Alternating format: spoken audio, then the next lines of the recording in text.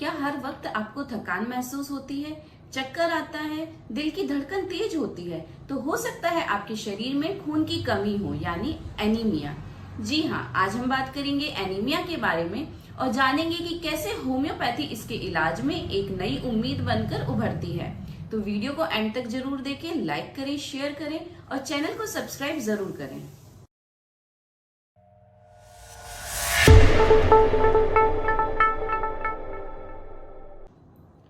Anaemia यानी खून की कमी ये तब होती है जब हमारी शरीर में रेड ब्लड सेल्स या हीमोग्लोबिन की मात्रा कम हो जाती है। इसके कम होने के कुछ प्रमुख कारण होते हैं, जिसमें कि सबसे कॉमन कारण होता है आयरन डेफिशिएंसी होना। अगर हमारी डाइट में प्रॉपर आयरन इनटेक नहीं होता है तो ये आयरन डेफिशिएंसी एनीमिया होना एक कॉमन हो जाता है। नेक्स्ट है विटामिन B12 या फॉलिक एसिड की डेफिशिएंसी होना।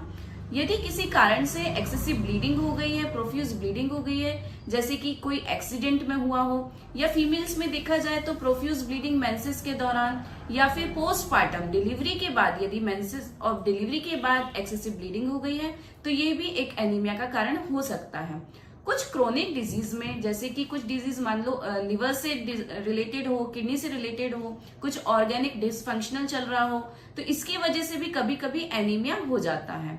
इसके कुछ मेन सिम्टम्स होते हैं, जैसे कि हर वक्त व्यक्ति बोलेगा थकान महसूस करना, थकान होगी, चक्कर आएंगे, दिल की धड़कन बहुत ज्यादा तेज होगी, चेहरा पीला पड़ेगा, आंखें व नाखूनों का रंग भी पीला होगा, सांस लेने में तकलीफ होगी व हमेशा कमजोरी महसूस होगी। लेकिन अब कमजोरी से डरो मत, पहले खून का स्कोर तो जानो। मतलब यदि आपको यह लक्षण कुछ समय तक लगातार दिखते हैं तो आपको सबसे पहले ब्लड टेस्ट करा लेना जरूरी होता है। इन सिम्टम्स को नजरअंदाज बिल्कुल मत करिए। ब्लड टेस्ट में हम कराएंगे सबसे पहले CBC, मतलब कि कंप्लीट ब्लड काउंट, जिसमें कि आपके सभी ब्लड सेल्स का काउंट आ जाएगा।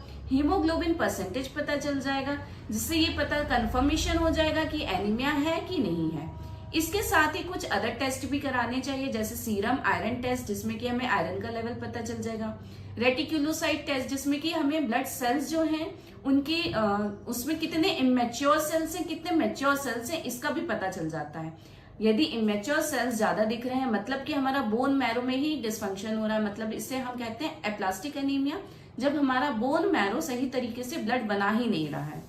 और इसके अलावा होता है ब्लड स्मीयर टेस्ट, जिसमें कि रेड ब्लड सेल्स में यदि शेप में या साइज में कुछ गड़बड़ी है, मतलब अगर उनका साइज छोटा हो रहा है, माइक्रोसिटिक एनीमिया होता है। यदि साइज बड़ा हो गया है तो मैक्रोसिटिक एनीमिया है। यदि उनका शेप पूरी तरह से बदल चुका है, for example sickle cell anaemia, इसमें जो रेड ब्लड सेल्स होते हैं उनका शेप ही पूरी तरह से बदल जाता है। तो यह कुछ प्रमुख टेस्ट होते हैं जिससे कि हम कंफर्म कर सकते हैं कि एनीमिया है, और एनीमिया अगर है तो कौन सा एनीमिया है, ताकि हमें इसका इलाज अच्छी तरीके से कर सकें। तो चलिए हम बात करेंगे कि होम्योपैथी किस तरह से हमें एनीमिया को पूरी तरह से क्योर करने में मदद करता है। होम्योपैथी सिम्टम्स के बेस पे व्यक्ति का कंप्लीट ट्रीटमेंट करती है। यह बीमारी को नहीं, बीमार व्यक्ति को ठीक करने में बिलीव करती है।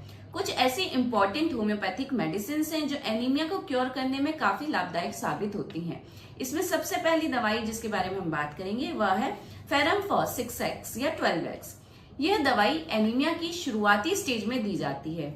जब शुरुआत में ही आपने टेस्ट करा लिया, हल्के सिम्टम से थकान व कमजोरी के और एनीमिया डायग्नोस होता है, तो ऐसी कंडीशन में फेरम फॉस 6x या 12x सैचुरेशन में बहुत अच्छी काम करती है, बहुत लाभदायक होती है। अगली दवाई है चाइना ऑफिसिनालिस। चाइना मेडिसिन तब देते हैं जब किसी भी कारण से बॉडी से एक्सेसिव ब्लीडिंग हो गई हो, जैसे कि पहले हमने बात करी थी, या फिर कोई एक्सीडेंट की वजह से, या तो फीमेल्स में डिलीवरी के बाद, जिसे हम पोस्टपार्टम हेमरेज कहते हैं, या फिर पीरियड्स के दौरान एक्सेसिव ब्लीडिंग होने से। अगर किसी भी कारण से एक्सेसिव ब्लीडिंग हो गई है और खून की कमी से व्यक्ति को भूख कम लग रही है, कमजोरी हो रही है, ऐसे में चाइना ऑफिसिनालिस 30 पोटेंसी में बहुत अच्छा काम करती है, असरदार दवा है। नेक्स्ट मेडिसिन है नेट्रम्यू 30 या 6x। यह दवा तब देते हैं जब व्यक्ति को एनीमिया के साथ साथ बहुत ज्यादा सिरदर्द व ज्यादा पसीने आने की शिकायत हो। मतलब व्यक्ति आपके पास आएगा, बोलेगा कि एनीमिया डायग्नोस हुआ है, मगर मेरी मेन तकलीफ है कि सिरदर्द बहुत ज्यादा होता है और हल्का थोड़ा बहुत काम कर लेने से ही पसीना आने लगता है। तो ऐसे में नेट्रम्यूर मेडिसिन बहुत इफेक्टिव दवा होती है। अगली हम बात करेंगे कैलकेरिया फॉस 6X। यह दवा खासतौर पर बच्चों व युवाओं के लिए है।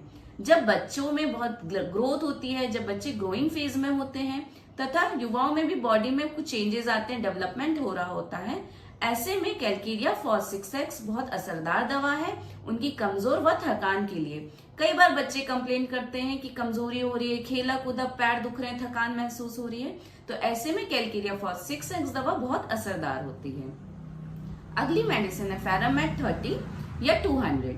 ये हम तब देते हैं जब पेशेंट में बहुत ज्यादा मतलब ब्लड की कमी हो गई हो, उसका फेस एकदम से पेल दिखने लगा है, पीला चेहरा दिख रहा है, साथ ही हल्के से काम में उसको थकावट, कमजोरी महसूस हो रही है, चक्कर आने लगे हैं, तो ऐसे में फेरामेट 30 या 200 दोनों ही पोटेंसी में बहुत अच्छा काम करती है।